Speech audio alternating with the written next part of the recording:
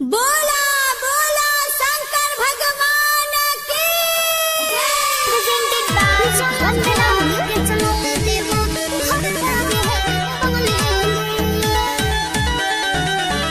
चला धोख के चलो देवो भक्ता के बंगले म्यूजिक बाय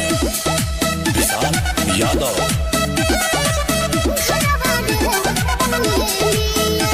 भोला के मन खुश होई हो कमी जिंदगी में नहीं महसूस होई हो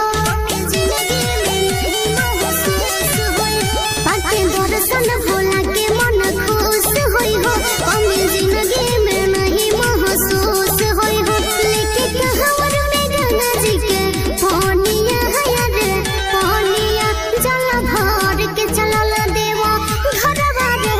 बंगले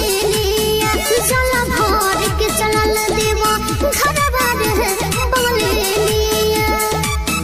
चल भर के चलल देवा घरवा रे बंगले चल भर के चलल देवा घरवा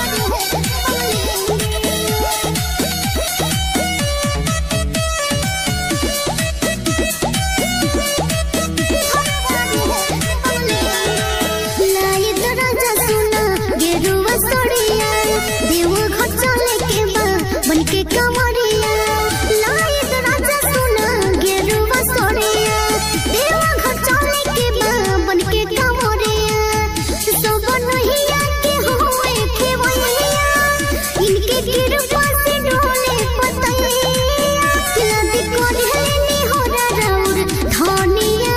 रे धनिया जल भर के चलल देवा घरवा रे बंगले चल भर के चलल देवा घरवा रे बंगले चल भर के चलल देवा घरवा रे बंगले चल भर के चलल देवा घरवा रे बंगले राधिका रिकॉर्डिंग स्टूडियो तनकुही राज कुशीनगर मनवा में श्रद्धा देवा घर जाए शिवजी पे हो सैया जलवा चढ़ा